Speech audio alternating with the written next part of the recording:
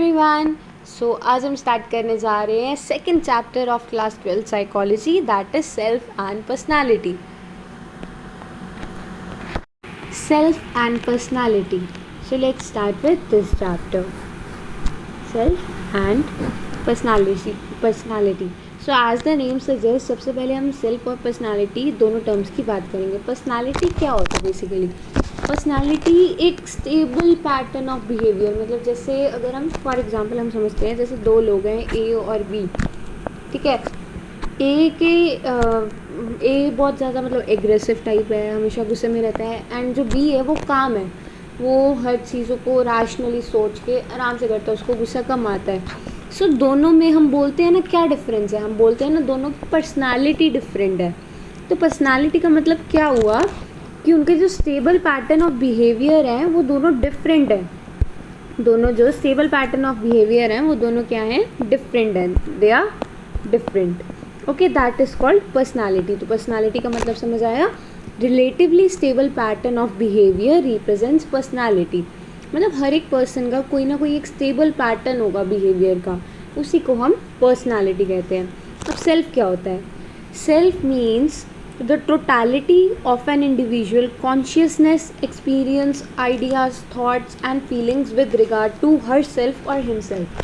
तो बेसिकली देखो, हम कई बार बोलते हैं ना कि ये आइडिया मेरा लग ही नहीं रहा है, मतलब इसमें मेरी झलक नहीं दिख रही, यू नो झलक, दैट मतलब तुम्हारा कंपोनेंट नहीं दिख रहा, या तुम्हारे फीलिंग्स वगैरह एक्सप्रेस नहीं हो पा रहे, समझ रहे हो? मतलब सेल्फ क्या है बेसिकली? सेल्फ तुम्हारे कॉन्शियस एक्सपीरियंस, तुम्हारे आइडियाज़, तुम्हारे थॉट्स, तुम्हारी फीलिंग्स, तुम्हारे बात करने का तरीका, या कुछ भी XYZ, everything, it's called self. ठीक है। Self refers to the totality, मतलब total of individual consciousness, experiences, ideas and thoughts and feelings, सब कुछ, ये सब क्या कहते हैं हम? सेल्फ। नाउ पर्सनल आइडेंटिटी क्या होती है? Personal identity refers to those attributes of a person that make him और हर डिफरेंट फ्रॉम अदर्स। जैसे हमने पढ़ा था इंडिविजुअल डिफरेंसेस, है ना, वैसे ही पर्सनल आइडेंटिटी क्या है? मतलब अब इंडिविजुअल डिफरेंसेस हमें पता है कि मतलब हर एक पर्सन अलग होता है ना, तो वैसे ही हम कहते हैं ना कि हर एक पर्सन अलग होता है, हर एक पर्सन की अलग आइडेंटिटी होती है ना। So that is the same thing, personal identity. Personal identity refers to those attributes of a person that makes him or her different from others. Okay. Now social identity क्या होती है? Social identity refers to those aspects of a person that link him or her to a social or cultural group or are derived from it. ठीक है। अब social identity ऐसी होती है जो हमारे behavior वगैरह से नहीं आती, मतलब जो हमें आसपास के कल्चरल ग्रुप से मिलती है, कल्चरल ग्रुप से, सोशल ग्रुप से जो हमें मिलती है, that is our social identity. वो वाले एस्पेक्ट्स उस पर्सन के जो उसे एक सोशल या कल्चरल ग्रुप से लिंक करते हैं या उसे मिलते हैं। जैसे देखो, सोशल आइडेंटिटी एक XYZ पर्सन है, उसका सरनेम मिश्रा है या गुप्ता है, कुछ भी है, वो उसकी सोशल आइडेंटिटी होगी, है ना। वो उसके कल्चरल ग्रुप के कारण या उसके सोशल ग्रुप के कारण आ गई, उसकी कास्ट के कारण आ गई, है ना। Religion, so and so Hindu है, मुस्लिम है, क्रिश्चियन है, दैट्स हिज और हर सोशल आइडेंटिटी। ठीक है।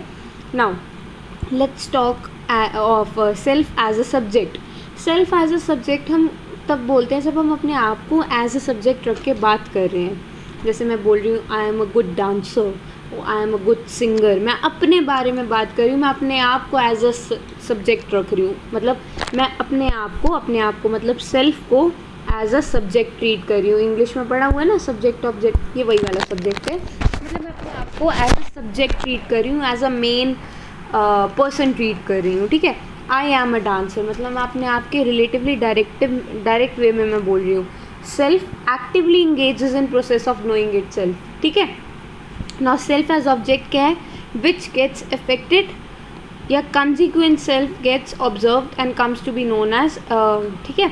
अब इसमें एग्जाम्पल क्या है? I am the one who easily get hurt. इसमें इनडायरेक्टली मतलब सेंटेंस की फॉर्मेशन, अगर तुम सेंटेंस देखो तो, कि मतलब मैं वो हूँ जो बहुत ईजिली हर्ट हो जाता है, समझ रहे हो?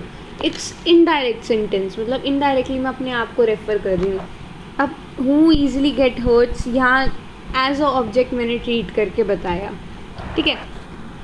Now, several kinds of self get formed as a result of our interaction with a physical and socio-cultural environments. ठीक है, अब ऑफ कोर्स ये सीधी सी बात है, हमारे फिज़िकल सेल्फ के कारण और हमारे सोशियो कल्चरल एनवायरनमेंट जो भी है, हमारा बाहर का हमें जो एनवायरनमेंट मिलता है, उन सब के कारण बहुत सारी डिफरेंट काइंड्स ऑफ सेल्फ बनती हैं.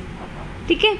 Now biological self developed as a result of our biological needs, but the biological self is the context of socio-cultural environment modifies itself. Example, we may feel hungry for a chocolate but an Eskimo may not.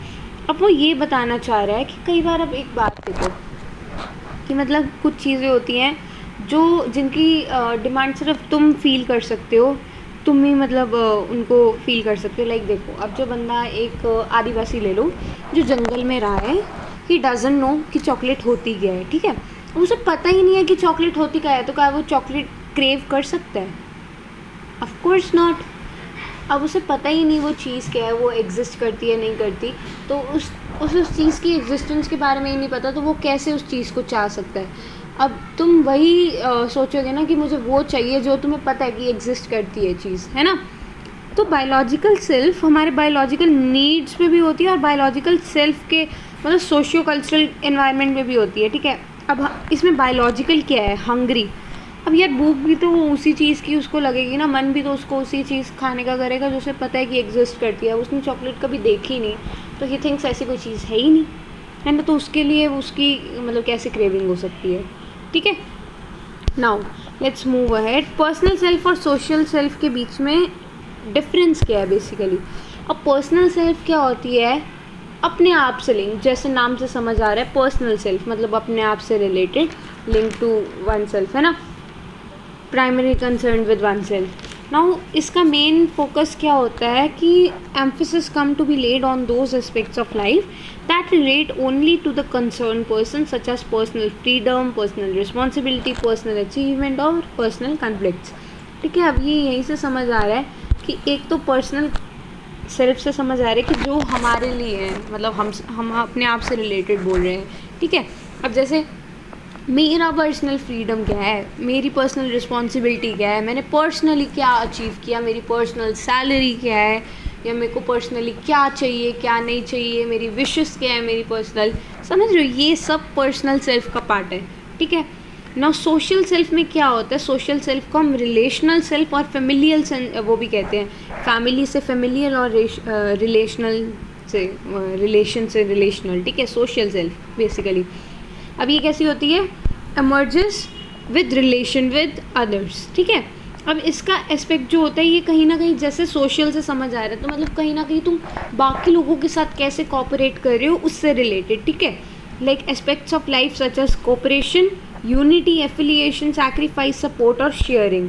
ठीक है, ये सारे social चीज़ें होगी ना कि तुम कैसे तुम बाकियों के साथ बिहेव करते हो, कैसे तुम कोऑपरेट करते हो, कैसे तुम एडजस्ट करते हो विद अदर्स, और कैसे तुम शेयर करते हो, and everything that's called social self और रिलेशनल और फैमिलियल सेल्फ. नाउ मेन अब चैप्टर हमारा स्टार्ट हो रहा है. ये तो बेसिक इंट्रो थी टू द चैप्टर. अब एनसीईआरटी में गिवन था, so we have covered all this. इसमें से ज़्यादा बेसिकली नहीं आता एग्ज़ाम पॉइंट ऑफ व्यू से अगर हम देखें तो. Mostly the questions come from cognitive and behavioural aspect of self. Now this is a very important topic, इसको बहुत ध्यान से पढ़ना है. ओके,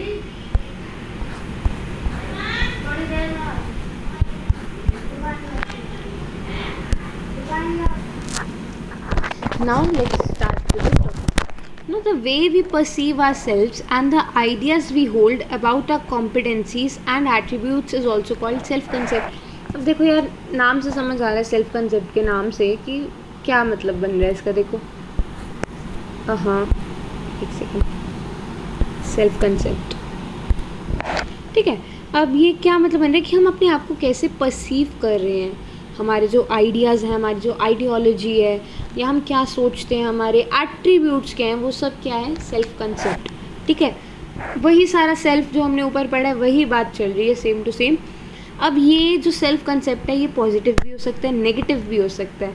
जैसे इसमें ना एनसीईआरटी में एग्जांपल दे रखा था कि एक जो बच्चा है वो स्पोर्ट्स में बहुत अच्छा है. अब उसका ना एक पॉजिटिव व्यू है कि I am good at sports, उसको एथलेटिक चीज़ों को लेके ना बहुत पॉजिटिव व्यू है।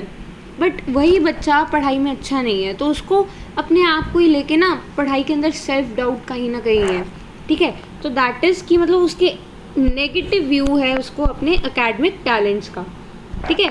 Positive view of his athletic talents and negative view of his academic talents, ये एग्जाम्पल हो गया। समझ आई ये बात, ठीक है। Now finding out an individual self concept is not easy.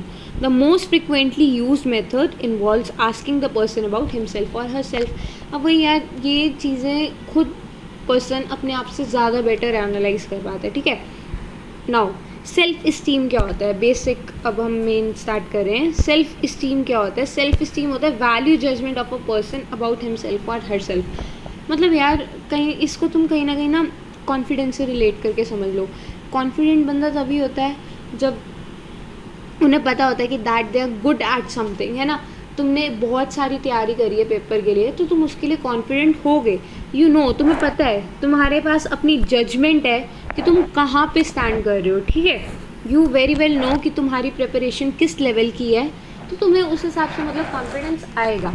तो वही है सेल्फ इस्टीम, क्या है? Value judgement of a person about himself और हर सेल्फ, ठीक है। अगर जैसे पब्लिक स्पीकिंग में जिन्होंने बहुत ज़्यादा प्रिपरेशंस वगैरह करी होती हैं and they are good at it, मतलब उन्हें कोई सोशल एंजाइटी वगैरह नहीं होती, तो उनका सेल्फ इस्टीम हाई होता है। अब जैसे एक एथलेटिक बच्चा है, मैं उसके एथलेटिक बच्चे का ये एग्जांपल लेती हूँ। ही नोज़, उसका एक पॉजिटिव व्यू है सेल्फ कंसेप्ट का अपने एथलेटिक ब्रेवरी को लेके, तो उसका सेल्फ इस्टीम भी रिलेटिवली हाई होगा ना कि हाँ मुझे पता है मैं उसमें अच्छा हूँ तो मैं अच्छा करूँगा। तो value judgement of a person about himself और हर सेल्फ। नाउ असेसमेंट का क्या मतलब होता है? असेसमेंट होता है present a variety of statements to a person and ask him और her to indicate the extent to which those statements are true for him और हर। अब असेसमेंट में बेसिकली ये लोग क्या करते हैं, सेल्फ असेसमेंट वाला मेथड यहाँ पे दे रखा है। वो क्या करते हैं कि कुछ स्टेटमेंट्स एक पर्सन को दे देते हैं और उसे बोलते हैं तुम बताओ कि ये तुम्हारे लिए कितनी ट्रू हैं कितनी फॉल्स हैं। ये फर्स्ट चैप्टर में भी हमने जो पढ़ी थी सेल्फ रिपोर्ट मेजर्स, उसके अंदर हमने बात किया था इसके बारे में, ठीक है। Now by 6 to 7 years children have formed self esteem in 4 areas. 4 areas वो कौन से होते हैं? 6 से 7 साल के जो बच्चे होते हैं वो अपनी सेल्फ इस्टीम बेसिकली 4 एरियाज में फॉर्म कर लेते हैं। अकेडमिक, सोशल, फिजिकल या एथलेटिक एंड फिजिकल अपीयरेंस, ठीक है। तुम देखोगे जो मतलब कहीं ना कहीं सेकंड थर्ड के बच्चे जो होते हैं वो कहीं ना कहीं उनको समझ आ जाता है कि मतलब कुछ बच्चे होंगे क्लासिफिकेशन स्टार्ट हो जाती है। कुछ बच्चे होंगे कि हाँ they are very good at studies और वो मतलब क्लास में हमेशा ओवरशाइन करते हैं दूसरे लोगों को and they have that self esteem कि हाँ भाई हम अच्छे हैं।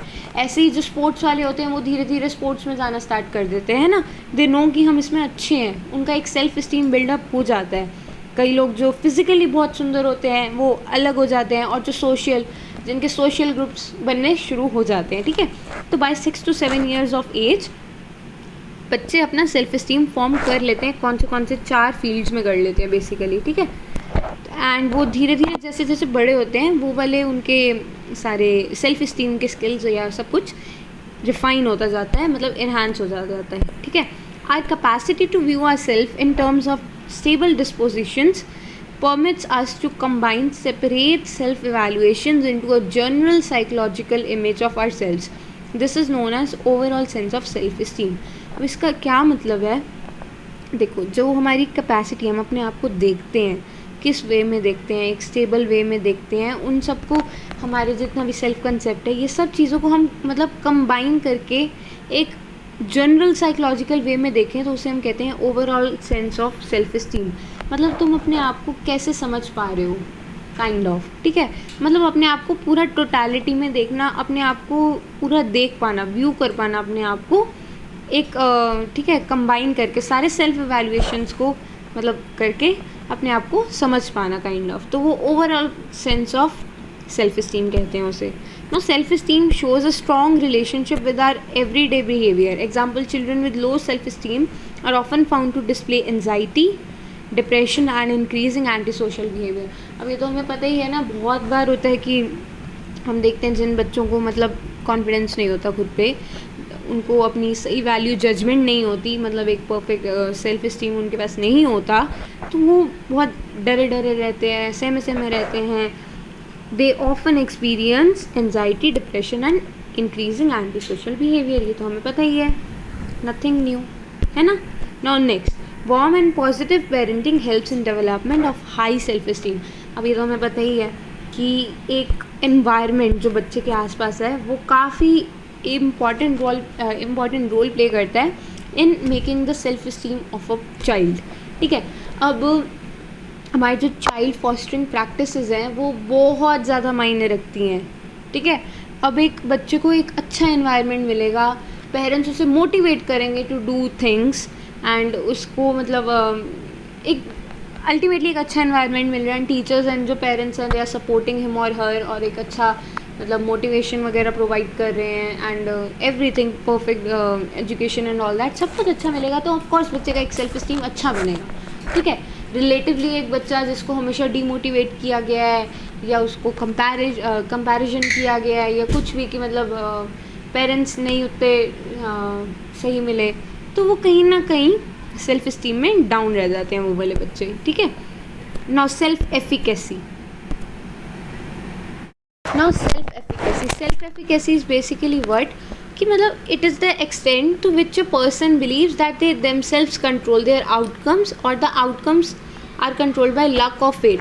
अब जैसे अब इसको ना हम एक एग्जांपल से सोचते हैं. जैसे मान लो एक बंदा है, वो ए पर्सन है, वो कह रहा है कि मेरी लाइफ में जो भी हो रहा है वो सब मेरे हाथ में है, और एक दूसरा पर्सन है जो कह रहा है यार जहाँ किस्मत ले जाएगी चले जाएंगे, हमारे हाथ में थोड़ी कुछ होता है. अब इन दोनों लोगों के बीच में क्या डिफरेंस है. एक मान रहा है कि जो मैं करना चाहूँगा वही होगा, जो मेरी लाइफ के आउटकम आ रहे हैं उनका रिस्पॉन्सिबल मैं ही हूँ. This is called self efficacy. कि मतलब तुम किस एक्सटेंट तक बिलीव करते हो कि तुम्हारे एक्शंस या तुम्हारी लाइफ तुम्हारे कंट्रोल में है, तुम्हारी लाइफ के जितने भी आउटकम्स हैं वो तुम्हारे कंट्रोल में है. This is called self efficacy. ठीक है. अब जो बंदा है, जो पर्सन है जो मान रहा है कि उसकी लाइफ में जितना भी जो कुछ भी हो रहा है वो उसके कंट्रोल में है, वो person high self efficacy show करता है. ठीक है. A person who believes that he और she has the ability or behavior required by a particular situation demonstrate high self efficacy. Self efficacy का मतलब समझ आया ना. Self efficacy is extent to which a person believes they themselves control their life outcomes or outcomes are controlled by luck or fate or other situational factors. ठीक है. This is called self efficacy. Now the notation of self efficacy is based on Bandura's social learning theory. He showed that children and adults learn behavior by observing and imitating others. अगर अब तुम्हें याद हो तो 11th में एक social learning theory थी बंड्यूरा की. ठीक है. तो ये उसी से रिलेट करके कहीं ना कहीं बोल रहा है कि जैसे जो बच्चे होते हैं हमें पता है कि वो एडल्ट्स को देख के सीखते हैं, है ना, कॉपी करते हैं. कहते हैं ना बच्चे बंदरों से कम नहीं होते, जो हम करेंगे वो भी वही करेंगे, तो हम जैसा बिहेव करेंगे वो भी हमें देख के कॉपी करेंगे. तो वो बंड्यूरा ने यही लर्निंग थ्योरी दी थी, तो उसी को वो कह रहा है कि सेल्फ एफिकेसी का नोटेशन ये उस थ्योरी के ऊपर बेस्ड है कहीं ना कहीं. ठीक है. Now people's expectation of achievement also determine the type of behavior in which they would engage as also the amount of risk they would undertake. ठीक है. अब जो लोगों की एक्सपेक्टेशंस हैं अचीवमेंट्स की, वो भी डिटरमाइन करेंगे कि हम कैसा बिहेवियर कर रहे हैं या हम कितना रिस्क ले रहे हैं या कुछ भी. मतलब जैसे तुम लोग मान लो तुम अभी 12th में हो, तुम आसपास मतलब तुम्हारी एक्सपेक्टेशंस क्या हैं अपने आप से या क्या मतलब अचीवमेंट वगैरह तुम चाहते हो, तो उसी के बेसिस पे तुम रिस्क लोगे ना. कि मतलब कुछ जैसे कई बच्चे काफ़ी अनएक्सप्लोर्ड लाइंस में जाते हैं. मतलब उनका एक होता है ना मोटो कि हमें अलग लेवल पे कुछ ना कुछ अचीव करना है, हमें नॉर्मल लोगों जैसे नहीं चाहना.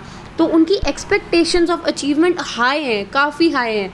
तो वो कई बार ऑड रास्ते चुनते हैं, बिल्कुल नए नए चीज़ें ढूंढते हैं, नए नए करियर्स में चले जाते हैं कि मतलब रिस्क उसमें ज़्यादा हो जाता है ना. मतलब कहीं ना कहीं तुम्हारी एक्सपेक्टेशंस ऑफ अचीवमेंट भी डिटरमाइन करती हैं कि तुम्हारा बिहेवियर कैसा होगा और तुम्हारा अमाउंट ऑफ रिस्क कितना होगा. समझ आई बात. Now strong sense of self efficacy allows people to select, influence and even construct the circumstances of their own life also feel less fearful. अब देखो अब यही बात है ना कि हमने बोला कि सेल्फ एफिकेसी उस बंदे की हाई होती है जो मानता है कि मेरी लाइफ में जो भी हो रहा है उसका रिस्पॉन्सिबल मैं हूँ। तो अब इसमें मैं एक और एग्जाम्पल तुम्हें देती हूँ। जैसे एक सेल्फ एफिकेसी मान लो एक पर्सन की हाई है, तो वो कहेगा मान लो वो स्मोकिंग करता है, ठीक है। अब उसकी अगर सेल्फ एफिकेसी हाई है, उसे पता है कि उसकी लाइफ के जो भी आउटकम है वो उसके कंट्रोल में है, ठीक है। तो अब अगर उसने डिसाइड कर लिया कि मैं अब स्मोकिंग नहीं करूँगा, तो वो उसी पॉइंट पे स्मोकिंग छोड़ देगा। मतलब उसमें इतना पोटेंशियल है कि वो अपने आप को बिल्कुल कंट्रोल कर पा रहा है, अपने बिहेवियर्स को कंट्रोल कर पा रहा है। जो इंडिविजुअल सेल्फ एफिकेसी में हाई होता है वो अपने आउटकम्स, अपने बिहेवियर्स को काफ़ी अच्छे से कंट्रोल कर लेते हैं, ठीक है। जैसे उस पर्सन ने सोचा कि मैं अब स्मोकिंग नहीं करूँगा तो नहीं करूँगा, तो वो नहीं करेंगे। उनकी सेल्फ एफिकेसी इतनी हाई है कि उनको पता है कि हम जो भी करेंगे उसका आउटकम हमारी लाइफ पे खुद आएगा, ठीक है। तो मतलब ये समझ रहे हो। और मान लो ऐसी कोई पर्सन है जो स्मोकिंग वगैरह करता है, उसकी सेल्फ एफिकेसी हाई नहीं है, तो वो कहीं ना कहीं बहाने बूने होंगे या कुछ भी XYZ कि सिचुएशन ऐसी है, स्ट्रेस इतना है इसलिए मैं छोड़ नहीं पा रहा, ये लाइफ का प्रॉब्लम है, लाइफ का आउटकम मतलब ये मेरी गलती नहीं है, ऐसे ऐसे करके। तो वो कुछ ना कुछ मतलब समझ रहे हो, डिफरेंस देख रहे हो सेल्फ एफिकेसी में हाई और एक सेल्फ एफिकेसी में लो, ठीक है। Now, strong sense of self-efficacy allow people to select, influence and even construct the circumstances of their own life, ठीक है। और वही सेम बात है कि मतलब लोग अपने अकॉर्डिंग अपना सेल्फ इन्फ्लुएंस सेलेक्ट कर सकते हैं, अपने सर्कमस्टांसेस कंस्ट्रक्ट कर सकते हैं। अब जो लोग यार सेल्फ एफिकेसी में हाई हैं वो कहेंगे भाई हम जो करेंगे उसी से हमारा जीवन बनेगा, ठीक है। जो हम कर रहे हैं उसी से हमारी लाइफ होगी, तो हम ही रिस्पॉन्सिबल है। तो वो अपने सर्कमस्टांसेस कंस्ट्रक्ट करने के लिए बहुत ज़्यादा रिस्पॉन्सिबल है, ठीक है। और उनको डर भी कम लगता है। उनको पता है कि अगर देखो यार तुम सोच समझ के एक कदम लोगे बिल्कुल बिना डरे, तो तुम बिना डरे है ना, लेस फियरफुल, मतलब अब तुमने सोच समझ के लिए तो तुम डरोगे भी कम, तुम्हारा डिसीजन है, ठीक है। तो ये सेल्फ एफिकेसी का ये है। Now society, parents and own positive experience can help in the development of strong sense of self efficacy bye presenting positive models during the formative years of children. अब self efficacy हम अच्छी कैसे build कर सकते हैं? हमारी society, हमारे parents, हमारे पॉजिटिव एक्सपीरियंसेस हेल्प करेंगे हमें एक strong sense of self efficacy develop करने में, ठीक है।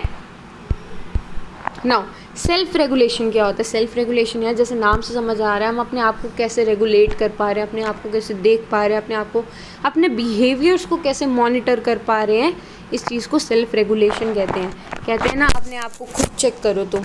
ये एक तो ये इंडियन हाउस होल्ड्स में ना बहुत ज़्यादा वो वाला कंसेप्ट है कि अपने आप को तुम खुद सोच के देखो कि तुम क्या कर रहे हो, है ना। Self regulation refers to the ability to organise and monitor our own behaviour. हम खुद से क्या कर रहे हैं, हम खुद अपने आप को चेक करते हैं, अपने आप को मतलब अपने आप की सच्चाई जानना है ना कि हम असली में कहाँ लाए करते हैं। दैट्स मतलब कहीं ना कहीं सेल्फ रेगुलेशन, ठीक है।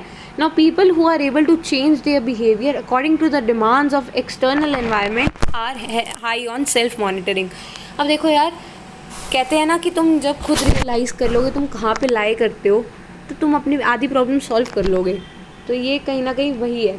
पीपल जो अपना बिहेवियर चेंज कर लेते हैं to the demands of external environment, वो सेल्फ मॉनिटरिंग में हाई होते हैं। जैसे मान लो एक XYZ चीज़ तुम्हारी रीच के बहुत बार है, अब वो लोग जो कहें नहीं भाई हम तो ले लेंगे, मतलब एक होता है ना, एक दायरे से बहुत बार होते हैं, आउट ऑफ लीग वाली चीज़ होगी, ठीक है। अब तुम सोच के बैठे हो कि नहीं भाई हम करेंगे तो हमें मिल जाएगी, ऐसा नहीं होता ना, हर बार ऐसा नहीं होता। तुम्हें हर रियलिटी एक्सेप्ट करनी पड़ती है कई बार कि नहीं भाई नहीं मिलेगी, ठीक है। तो वो लोग जो रियलिटी जल्दी एक्सेप्ट कर लेते हैं वो अपने बिहेवियर को चेंज कर लेते हैं, डिमांड के अकॉर्डिंग मॉडिफाई कर लेते हैं। वो लोग सेल्फ मॉनिटरिंग में हाई होते हैं। उन्हें पता होता है कि रियलिटी में उनके लिए क्या है, क्या पॉसिबल है, क्या पॉसिबल नहीं है, ठीक है। आई एम नॉट सेइंग कि कुछ भी मतलब इम्पॉसिबल टास्क वगैरह नहीं होते, मतलब सब कुछ इम्पॉसिबल होता है, वैसा मत लेना। बट आई एम सेइंग कि हाँ, मतलब एक चीज़ हमारी लीक की होना, समझ रहे हो, मतलब सेल्फ मॉनिटरिंग एक बिहेवियर होता है। Now as human beings we can control our behaviour the way we want. We often decide to delay or defer the satisfaction of certain needs. Learning to delay or defer the gratification of needs is called self control. यार अब देखो self control मतलब जैसे नाम से ही समझ आ रहा है सेल्फ कंट्रोल। अब कैसे बताऊँ, हाँ, मान लो एक बच्चा है, उसको आइसक्रीम चाहिए, ठीक है, आइसक्रीम मतलब ज़िद पकड़ ली, तो मतलब उसका सेल्फ कंट्रोल कम है ना, ज़िद पकड़ ली एकदम। अब मतलब सेल्फ कंट्रोल कम है, मतलब हम अपना बिहेवियर कंट्रोल नहीं कर पा रहे। मतलब अगर कोई बड़ा होगा, हम उसे बोलेंगे अच्छा रुक भाई, आगे दुकान पे जाके अभी आइसक्रीम ले लेते हैं, तो क्या होगा कि मतलब हम वेट कर रहे हैं, हम अपनी सेटिस्फैक्शन को अपनी या उसको डिले कर रहे हैं। लर्निंग टू डिले एंड और differ the gratification of needs is called self control. अब जैसे कई बार मान लो एक पर्सन है जिसकी फाइनेंशियल कंडीशंस अच्छी नहीं है या सो है, अब तुम सोच रहे हो मेरे को चाहिए मर्सिडीज़ या BMW, ठीक है, अब उसको तुम डिले कर सकते हो या तो डिफ़र कर सकते हो। अब अभी तुम्हारे पास इतना पैसा तो है नहीं ना, ये तो नहीं है ना कि घर बेच के तुम ले लोगे गाड़ी कि हाँ मेरे को चाहिए तो चाहिए, मतलब ऐसे बंदे का तो फिर कोई सेल्फ कंट्रोल नहीं हुआ ना, मतलब चाहिए तो चाहिए, ये क्या बात होती है ना। तो डिले और differ of the gratification of needs is called self control. तुम अपने आप को, अपनी नीड्स को कैसे कंट्रोल करते हो, उसे हम क्या कहते हैं, self control. Will power is the ability to respond to situational pressure with resistance and control over ourselves. अब विल पावर तो भाई कोविड में इसका जितना तुमने सुना होगा ना, उससे मतलब I don't think I need to explain this term, but फिर भी हम बात कर लेते हैं, ठीक है। अब विल पावर बहुत सुना था ना कि तुम विल पावर नहीं हारनी, तुम सोचो अच्छा होगा तो अच्छा ही होगा, है ना। The ability to respond to situational pressure, तुम एक प्रेशर वाली सिचुएशन में कैसे रिस्पॉन्ड करते हो विद रेजिस्टेंस, तुम हार नहीं मानते, अपने आप को कैसे कंट्रोल में रख के सब हैंडल करते हो, this is called will power, ठीक है। Now self control plays a key role in the fulfilment of a long term goal. Of course तुम्हारा अगर तुम्हारे खुद पे ही कंट्रोल नहीं है तो तुम एक लॉन्ग टर्म गोल कैसे मतलब अचीव कर सकते हो, मेरे हिसाब से तो नहीं कर सकते, है ना। अगर तुम्हारा छोटी छोटी चीज़ों पे ही तुम्हारा मतलब सेल्फ कंट्रोल, अब देख लो, तुम ऐसे देख लो, जैसे फ़ोन देखने की तुम्हें आदत है, तुम कहते हो ना इंस्टाग्राम पे 10 मिनट और 10 मिनट और, ये क्या है, लैक ऑफ सेल्फ कंट्रोल है। तुम्हें पता है कि वो तुम्हारे सही नहीं है, बट तुम उसको डिले नहीं कर पा रहे, तुम उसको डिफ़र नहीं कर पा रहे। डिले क्यों करना, उसको तो डिफ़र करना है ना, उसको तो बंद करो वो वाली, वो ग्रेटिफिकेशन को तुम डिफ़र नहीं कर पा रहे, मतलब तुम छोड़ नहीं पा रहे हो उसको, वो सेल्फ कंट्रोल का लैक है, it's lack of self control, ठीक है। तो अगर तुम अब देखो ना, तुम अगर पूरा दिन इंस्टाग्राम स्क्रॉल करते रहोगे तो क्या पढ़ाई करोगे, कौन सा तुम्हारा लॉन्ग टर्म गोल अचीव हो रहा है इंस्टाग्राम देख के, है ना। तो self control plays a key role in fulfilment of a long term goal. Self control एक बहुत इंपॉर्टेंट चीज़ है for fulfilment of a long term goal, ठीक है। Now Indian culture tradition provides certain effective mechanisms, fasting in vrata and rosas and non-attachment of worldly things for developing self-control। अब यार तुम Indian कोई भी मतलब देख लो ना, जैसे हिंदूज़ में तुम वो रखते हो, व्रत रखते हो, करवा चौथ वगैरह के व्रत होते हैं, या कुछ भी सोमवार के व्रत होते हैं, और रोज़ा रखते हैं मुस्लिम लोग। वो क्या है, वो अपनी अपनी भूख लगती है, वो नीड्स हैं, उन्हें वो डिले कर रहे हैं, तो कहीं ना कहीं सेल्फ कंट्रोल का एक वो है, ठीक है। Now techniques of self control. अब टेक्निक्स क्या होती है सेल्फ कंट्रोल की, number 1 observation of our own behaviour. Of course तुम अपने आप को मॉनिटर करो यार, जैसे सबसे पहले देखो ना, ये आजकल बताते हैं ना कि एडिक्शन कैसे हटाएं फ़ोन की, तो उसमें बताते हैं ना, पहले तुम मॉनिटर करो अपने आप को, अपने आप के बिहेवियर को देखो कि तुम कितना टाइम तुम फ़ोन चला रहे हो, कितना टाइम तुम्हें मतलब एडिक्शन हो जाती है। तो provide necessary information that may be use to change और modify the certain aspects of self, ठीक है। अब तुम पहले ऑब्जर्व ही नहीं करोगे अपने बिहेवियर को, तुम डिनाइल मोड में हो कि नहीं मैं फ़ोन नहीं देखता, मैं ऐसे XYZ कुछ भी, मतलब तो उसका तो मतलब तुम सेल्फ कंट्रोल क्या ही उसे ठीक करोगे, है ना। सबसे पहले first step is observation of own behaviour. Now second step is self instruction, अपने आप को इंस्ट्रक्ट करना कि तुम्हें ऐसे बिहेव करना है।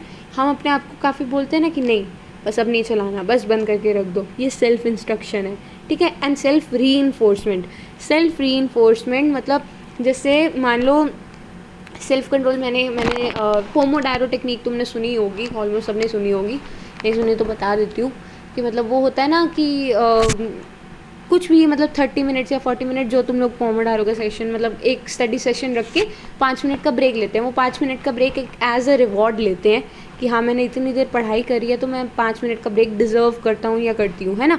Reward behaviours that have pleasant outcomes. अब जैसे तुमने अपना गोल पूरा कर लिया तो तुम अपने आप को एक रिवार्ड दे रहे हो, है ना, अपने आप को रिवॉर्ड दे रहे हो कि मतलब तुम आगे जाके और प्रमोट करो। इसको तुम बच्चों के साथ रिलेट करके देख लो ना यार। बच्चों को अगर तुमने कोई गुड मैनर्स वगैरह सिखाने होते हैं तो हम उन्हें क्या करते हैं, एक गिफ्ट देते हैं जब वो या तारीफ़ करेंगे उनकी कि वो वाला बिहेवियर वो आगे कंटिन्यू रखें, है ना। तो वो रीइंफोर्समेंट होता है, पॉजिटिव रीइंफोर्समेंट, है ना। तो ये सेल्फ रीइंफोर्समेंट करो, मतलब अपने रिवार्ड करो अपने प्लेजेंट आउटकम्स को, ठीक है। Now I guess this is it for today. आगे का चैप्टर हम नेक्स्ट क्लास में डिस्कस करेंगे। Okay, thank you so much for watching and we'll meet you in the next class. Bye bye everyone.